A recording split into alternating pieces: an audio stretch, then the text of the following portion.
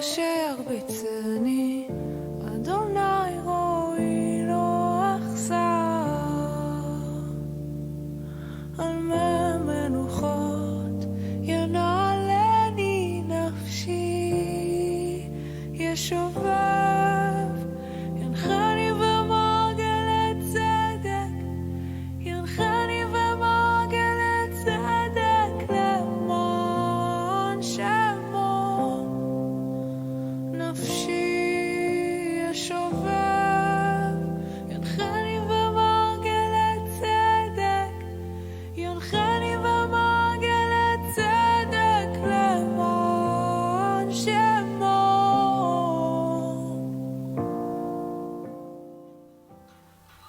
Bueno, vamos a el día de hoy a hablar la segunda parte de la festividad de Sefirat HaOmer, o fiesta de las primicias o de los primeros frutos. Muy bien, bienvenidos cada uno de aquellos que están conectados en esta hora. Les doy la más cordial bienvenida. Voy a evitar hacerlo por nombre para que nadie se me sienta aludido y luego no tenga reclamos de que no lo saludo. Muy bien. Bueno, a manera de repaso, antes de entrar al repaso, me gustaría que me acompañaran a orar rápidamente, y así iniciamos nuestro estudio de esta hora. Padre, te damos gracias en el nombre precioso de Jesús por este tiempo que nos permites podernos reunir a través de este medio. Señor, queremos pedirte que el Espíritu Santo alumbre los ojos de nuestro entendimiento, que siembre tu palabra en nuestros corazones, que tu palabra, cual lumbrera que es, Señor, cual lámpara, elimine, desarraigue el error de nuestras vidas, y que cada uno de nosotros pueda recibir con espíritu de mansedumbre y sencillez de corazón la palabra que en este día estaremos enseñando. Padre, te damos gracias por cada uno de los que están conectados en esta hora, y te damos gracias por aquellos que posiblemente se unirán a la transmisión en vivo. En el precioso nombre de Jesús de Nazaret. Amén. Muy bien, mis hermanos. También estaré tomando mi cafecito. Ustedes espero que no los antoje, pero necesito refrescar mi garganta. Y no hay nada mejor que un café. Bueno, a manera de repaso de lo que vimos el día de ayer, permítanme leerles lo siguiente. El día de ayer dijimos que, el día de ayer estuvimos hablando acerca de las fiestas de la primicia o de los primeros frutos, que recibe su nombre hebreo de Sefirat HaOmer, y también recibe el nombre de Yom HaBikurim. Una de las cosas que dijimos ayer es que la celebración de esta fiesta, o no tanto la celebración como tal, sino poseer el entendimiento espiritual acerca de esta fiesta, debe de ser de primordial importancia para nosotros como creyentes. Lo segundo que mencioné el día de ayer, se recordarán, y esta frase creo que bendijo la vida de cada uno de ustedes, al igual que la mía, y que dice así: si Dios ha sido fiel para bendecirnos con esta cosecha temprana, de seguro también nos proporcionará la cosecha tardía de verano. Y esta es una garantía que nosotros tenemos como creyentes. Esto alimenta nuestra esperanza, nuestra confianza, nuestra fe en el Señor, porque sabemos que en su mano está el cuidado nuestro, la protección nuestra y la provisión nuestra. También otra de las cosas que mencioné el día de ayer es que el primer día, que fue el día viernes, en este caso cayó en viernes, de la fiesta de los panes sin levadura, se comienza el día 17 de Nisan, que fue el domingo, en esta ocasión la cuenta del Omer, y dijimos que se cuentan 50 días de aquí hasta la próxima cosecha. Esta es la temporada de la cosecha de la cebada, y en 50 días en el pueblo de Israel se llevaba a cabo la cosecha del trigo, que es cuando cae la fiesta de Shavuot o Pentecostés. Entonces dijimos que cada día a partir de ayer domingo se va haciendo un conteo específico de los días hasta llegar a la fiesta de Shavuot, y se le conoce como la cuenta del Omer. Estaremos mañana hablando acerca de la cuenta del Omer para que tengamos un mayor entendimiento. ¿Qué representa este lapso de 49 días de aquí al cumplimiento de la fiesta de Shavuot? Pero recordarán que el día de ayer dijimos que esta no es una cuenta regresiva, sino más bien es una cuenta progresiva en la cual va generando expectación en aquellos que la celebran por conocer o ver con sus propios ojos las grandes obras que Dios irá haciendo de aquí a la celebración de Pentecostés o de Shavuot. De tal manera que cuando se llega al día 50, que es Shavuot, para celebrar Pentecostés, pues las personas han visto la mano de Dios durante todos estos días, han experimentado su gracia, su bondad, su misericordia, y no es para menos que cuando llegue la fiesta ellos lleguen con toda la alegría del mundo, con todo el regocijo, con toda la gratitud del mundo para el Señor. Y esperemos que este sea nuestro caso, que en medio de lo que estamos viviendo nosotros podamos ir contando los días hasta que llegue la fiesta de Pentecostés, y que tú puedas estar rebosando de gozo en tu corazón, de gratitud por cómo te ha tratado Dios, cómo ha respondido a sus promesas para tu vida durante este tiempo. Bien, también dijimos que la fiesta, como el apóstol Pablo hace una conexión en 1 de Corintios, capítulo número 15, verso al 23, con la fiesta de las primicias. Él de una manera muy, llamémosle magistral, les enseña a los corintios acerca de la doctrina de la resurrección y cómo él la liga con la fiesta de las primicias. Voy a leer nuevamente de una manera rápida, breve, lo que leímos el día de ayer en 1 de Corintios capítulo verso 15, verso 20 y 23. Dice: lo cierto es que el Mesías ha sido levantado de entre los muertos como primicias de los que murieron, fiesta de las primicias. De hecho, ya que la muerte vino por medio de un hombre, también por medio de un hombre viene la resurrección de los muertos. Pues así como en Adán todos mueren, también en Mashiach o en Jesús todos volverán a vivir. Está hablando aquí del tema de la resurrección en el contexto de la fiesta de las primicias, pero cada uno en su debido orden. Mashiach o Jesús, las primicias; después, cuando Él venga, los que le pertenecen, es decir, nosotros. Ahora, en esta tarde, hablaré un poquito del cumplimiento profético de esta fiesta en la persona del Señor Jesucristo. Pero antes de ir ahí, quisiera darles unos datos importantes, y espero que tengan a la mano sus libretas o tengan donde anotar. Si no, les doy un tiempecito, búsquenlo, porque voy a dar una serie de información que es muy, muy importante y muy interesante, que encontramos acerca de lo que sucedió en la fiesta de las primicias. Voy a estar dando algunos textos bíblicos, no los vamos a leer porque nos tomaría tiempo para ello, pero yo se los voy a decir para que ustedes los anoten y con más calmita los puedan volver a leer en su casa, ¿vale? ¿Estamos de acuerdo? Muy bien. Gracias a Dios, ya tenemos más gente conectada. Bienvenidos. Ok.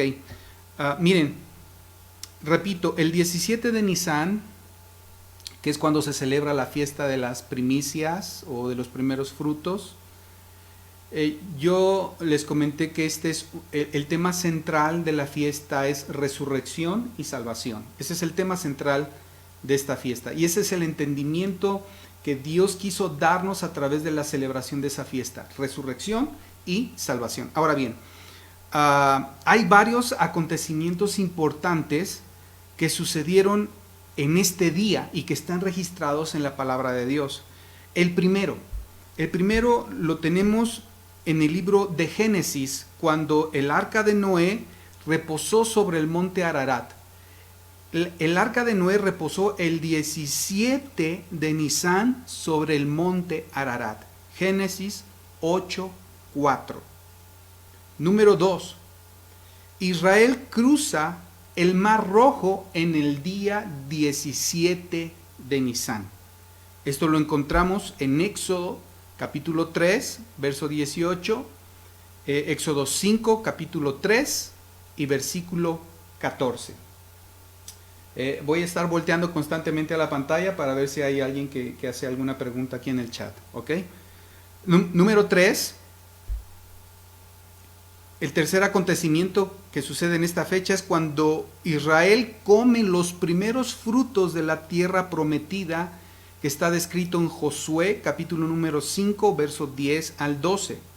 El maná que Dios enviaba del cielo cuando ellos viajaban a través del desierto, curiosamente deja de caer el día 16 de Nisán. Y luego el pueblo come el grano viejo de la tierra. Al día siguiente, el día 17 de Nisán, ellos comen los primeros frutos de la tierra prometida. Interesante, ¿verdad? Bueno, ahí les va otro dato interesante que sucede este día. Este es bello, este es hermoso. Amán, ¿les suena el nombre? Amán, libro de Esther, fue derrotado. Esther capítulo 3, verso del 1 al 6. Encontramos en el libro de Esther que Amán conspiró para matar a todos los judíos que vivían en Persia y Media. Amán tenía 10 hijos, Esther 9:12. Y con esto podemos ver que Amán es una figura del Mesías falso, es decir, del anticristo. El 13 de Nisán se emitió un decreto por medio del cual se ordenaba la muerte de todos los judíos. Eso lo vemos en Esther 13:12. Al oír estas noticias, Esther proclama ayuno de 3 días que iba del 14 al 16 de Nisán. Esther 4:16. El día 16 de Nisán, Esther arriesga su vida al presentarse ante el rey Asuero. Pero al hacerlo, el rey le pregunta: dime, ¿qué deseas? Y Esther responde: si place al rey, venga hoy el rey y Amán al banquete que he preparado para el rey. Esto está en Esther capítulo 5, verso 4. Ese día era el 16 de Nisán. En el banquete, el rey vuelve a preguntarle a Esther lo que quería y ella le pidió al rey que asistiera a otro banquete el día siguiente, el 17 de Nisán. En ese día, Amán, quien es un tipo del Mesías falso o el anticristo, también entendemos que es un tipo de Satanás, fue colgado. Entonces pueden ver cómo el tema de la fiesta es resurrección y salvación. ¿No dice la palabra del Señor en Colosenses 2:14 que el Señor despojó en la cruz a los principados y a las potestades y los exhibió públicamente? Es decir, derrotó al diablo y sus huestes cuando el día 17 de Nisán, en la resurrección, el Señor se levanta victorioso de la muerte y entonces el diablo es derrotado. Así que tú no tienes que andarte preocupando por lo que pueda hacer el diablo. El diablo ha sido derrotado. Si tú has creído en el Señor como tu Mesías, como el Salvador de tu vida, y eres obediente a sus mandamientos y le eres fiel, el poder de su resurrección se manifiesta en tu vida. De tal manera, mis amados hermanos, que tú y yo no tenemos que poner demasiado atención en la persona de él, porque así como Amán fue colgado, Satanás, de una manera metafórica estoy diciéndolo, también fue colgado. ¿No le dan gloria a Dios por esto? Yo le doy muchas gracias al Señor. Bueno, y bueno, el acontecimiento más sorprendente de toda la historia es la resurrección del Señor Jesucristo, el 17 de Nisan. Y esto lo vemos ahí en Juan 12:24 y en 1 Corintios 15:16 al 20. Entonces, Jesús celebra la fiesta de las primicias ¿cómo? Al ofrecerse a sí mismo como la primicia a todas las generaciones futuras. Y entre esas estamos tú y yo. Bendito sea el nombre del Señor. Esto lo puedes leer en Mateo 27, 52, 53. ¿Hasta ahí estamos todos bien? Espero que sí. Voy a tomar tantito café. Muy bien. Ok. Ahora, continúo. Entonces entendemos que Jesús, Yeshua en hebreo, es la primicia, es el primer fruto de la cosecha de la cebada.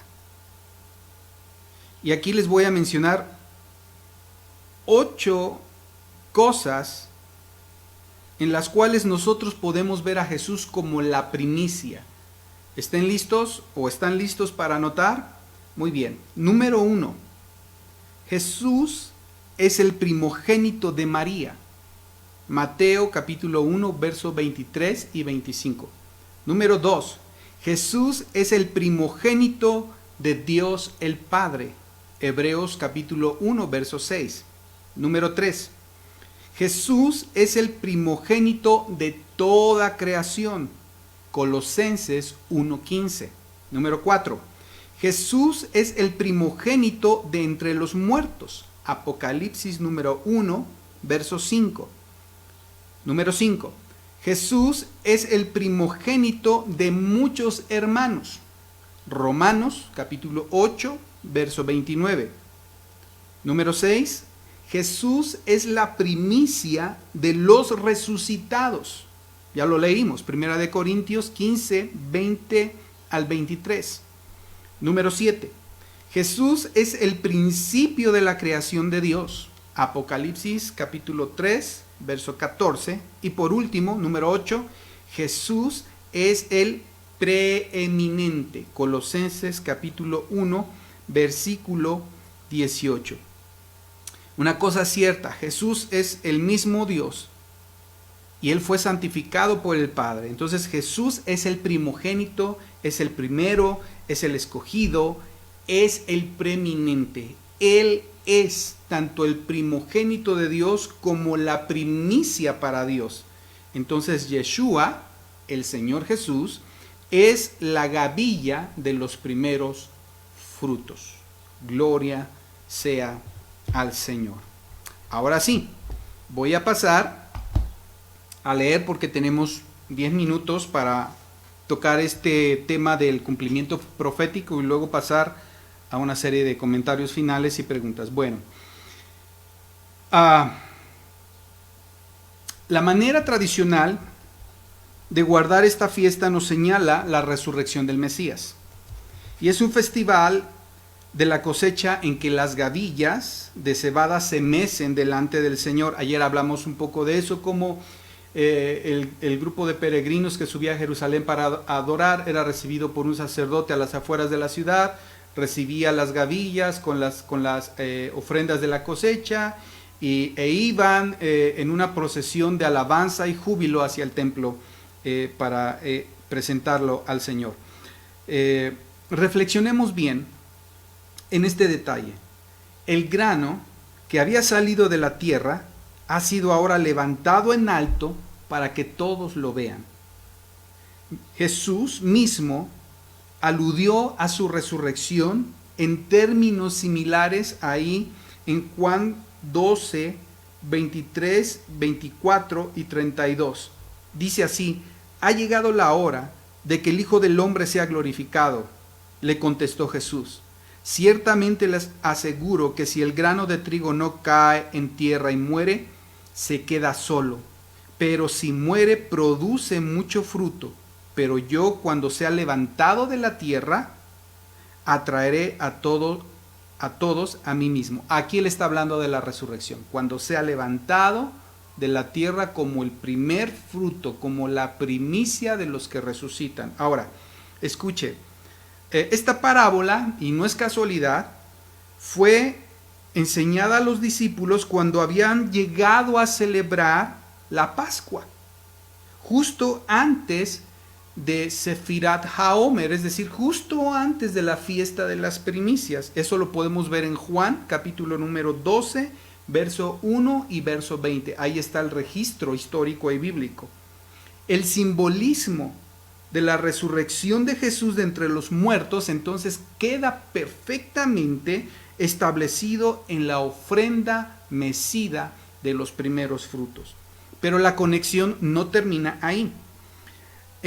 Además de la tipología no poco obvia a través de las costumbres de Sefirat HaOmer, el momento fijado para esta fiesta también verifica el cumplimiento de la profecía. Recordemos les voy a mencionar que en el tiempo pasado hubo una controversia entre los fariseos y los saduceos en cuanto a esta fiesta, en relación a cuándo se debía de celebrar. Y surgió una controversia entre ellos. Ellos decían después del sábado, y los saduceos defendían la idea del sábado como séptimo día. Es decir, no se ponían de acuerdo si era el mismo día o era un día diferente. Y mientras que los fariseos pensaban que Levítico 23:11 aludía al Shabbat de la Pascua, porque recuerden o recordemos que en esta festividad hay 2 Shabbats, es decir, 2 días de reposo. Ellos tenían ahí un poco de conflicto cuando era, a qué Shabbat se refería. Bueno, y uno pudiera preguntarse, bueno, ¿cuál de los dos grupos entonces tenía la razón y cómo se relaciona todo esto con la resurrección de Jesús? Bueno, de manera extraña, por decirlo así, la cual solo Dios podría haber orquestado, ambos puntos de vista encajan perfectamente bien en la situación histórica de los evangelios. Es decir, la interpretación que habían dado los fariseos, que eran el Shabbat, y la interpretación que dieron los saduceos, que era al día siguiente, es correcta, pero sucede que nada más es en este tiempo, o sea, como si Dios hubiera orquestado todo, de tal manera que ellos no tuvieran excusa alguna para entender que en Jesús se cumplió la profecía de la fiesta de los primeros frutos.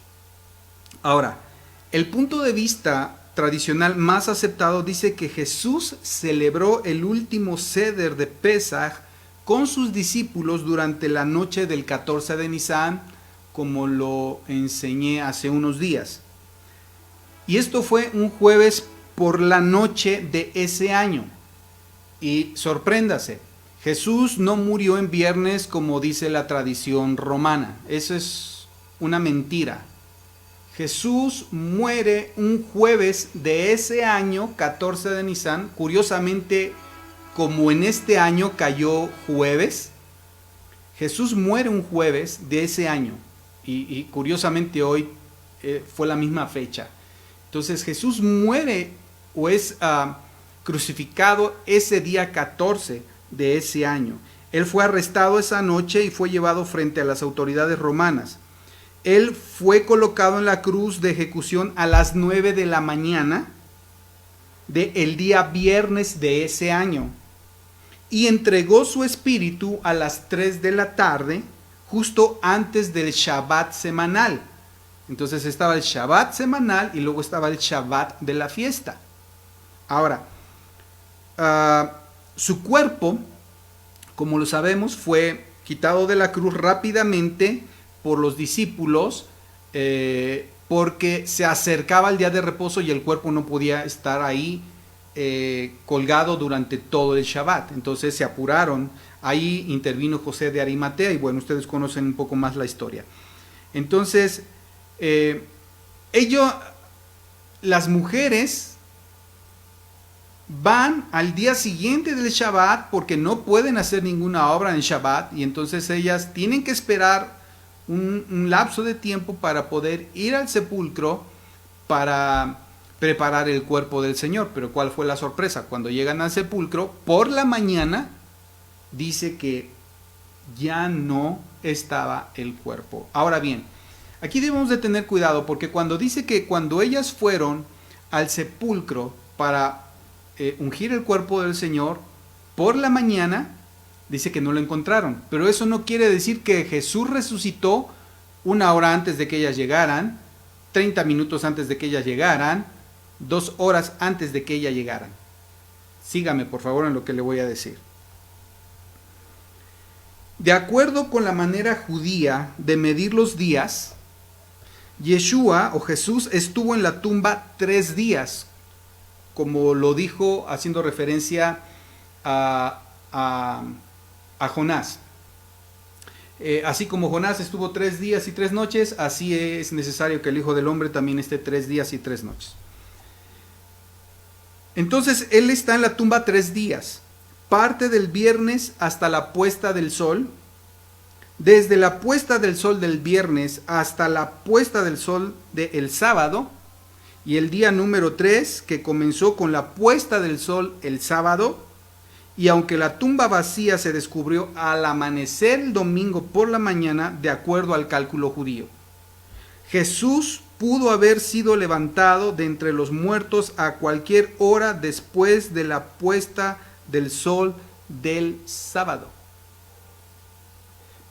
Así que, mire, qué datos tan interesantes. Uno a veces tenía el pensamiento, bueno, yo era de esos, no sé usted, que Jesús resucitó muy temprano, porque esa era la idea que nos enseñaron. Pero no es así, porque el tercer día comenzaba a la puesta del sol. Entonces Jesús, y como resucita en este día del 17, y como Él es la primicia, lo más seguro es que Jesús resucita en las primeras horas del Shabbat. No del Shabbat, corrijo, del 17 de Nisan, cuando empieza la fiesta de las primicias. No necesariamente al amanecer, porque no es eso lo que dice la Escritura. Dice que las mujeres llegaron a esa hora y ya no lo vieron. Entonces Jesús pudo haber resucitado durante la puesta del sol, unas horas después de la puesta del sol del tercer día. Interesante. Ahora, al seguir esta cronología, nosotros podemos ver la mano soberana de Dios con respecto al momento oportuno de Sefirat HaOmer. Y era imperativo, es decir, necesario que Jesús muriera exactamente en la Pascua, a la hora, en el lugar, para poder cumplir las profecías. De igual manera, Jesús también tenía que levantarse de entre los muertos en el día de las primicias, porque así lo indicaban las profecías. Entonces, a primera vista, parece que hay un problema con las fechas, ya que, repito, había esa controversia entre los rabinos del primer siglo sobre fijar la fecha exacta de la fiesta, pero cuando lo miramos detenidamente podemos ver cómo Jesús cumple ambas interpretaciones en el año particular de su muerte y de su resurrección. Entonces Jesús nuestro Señor es resucitado el tercer día de la Pascua, cumpliendo así con la interpretación farisea de la Torá. Y asombrosamente también cumplió al mismo tiempo con la interpretación de los saduceos, ya que en el año particular de su muerte, Sefirat HaOmer hubiera empezado el domingo después de la Pascua. Por consiguiente, el año de la muerte y resurrección del Señor fue uno de los pocos en que ambas teorías rabínicas podían tener razón al mismo tiempo. Entonces, el plan soberano de nuestro Dios efectivamente debe de ser apreciado por todos. Así que esta es la enseñanza central de la fiesta de las primicias, Sefirat HaOmer. Y yo espero que con esto su entendimiento acerca de por qué Jesús resucita al tercer día no es, y por qué en las fiestas de las primicias exactamente, ahora entendemos, porque era una sombra y figura, hablaba del Mesías esta fiesta. De hecho, todas las fiestas, lo he dicho antes, lo vuelvo a decir, nos hablan del Mesías. Las primeras fiestas de verano, Pascua, panes sin levadura y primicias, nos hablan de la primera venida del Señor Jesús, junto con Shavuot. Y después está Yom Teruah, está Yom Kippur y Sukkot, que son las otras 3 fiestas de otoño. Estas nos hablan de la segunda venida del Señor Jesús a la tierra. Así que después, en su momento, en su tiempo, si Dios nos presta vida, estaremos hablando de esas fiestas. Pero ahorita estamos hablando de estas festividades. Bueno, hasta aquí cerramos nuestro estudio. Espero poder haber sido haber sido claro, lo suficientemente claro. Espero no haberlos confundido. Y bueno, si alguien tiene algunas preguntas, recordemos, aquí pregunta alguien tarde y mañana. Recuerden que ese es el calendario bíblico, así se cuentan los días en la Biblia. La tarde de un día a la tarde del otro día es un día bíblico. No es como lo contamos en el calendario juliano o en el calendario gregoriano. El calendario bíblico, el día bíblico es de la tarde, de las 6 de la tarde, por ejemplo, de hoy, a las 6 de la tarde de mañana, es un día. Entonces Jesús muere a las 6 de la tarde, a las 3 de la tarde, perdón, de la Pascua, antes del Shabbat. Entonces de ahí viene la cuenta. Recuerden que es de tarde a tarde. El día de mañana, si Dios lo permite, voy a hablar, o vamos a hablar, quizás igual en 2 partes, acerca de la cuenta del Omer. ¿Qué debemos entender por la cuenta del Omer? ¿Por qué se cuentan esos 49 días? Bueno, hay mucho que, como todas las fiestas del Señor, hay mucha enseñanza espiritual que podemos obtener de ahí. Entonces, el día de mañana, a la misma hora, conéctese, porque vamos a estar hablando de la cuenta del Omer. Pues muy buenas noches. Me despido dejándoles ahí un canto, Salmo 123, de un grupo mesiánico. Me gusta mucho. Es el Salmo 23, está en hebreo, pero escuchen la música, ahí se las dejo. Y con esto cierro la transmisión en esta hora. Dios les bendiga, Dios sea con ustedes. Les amo, un abrazo fuerte.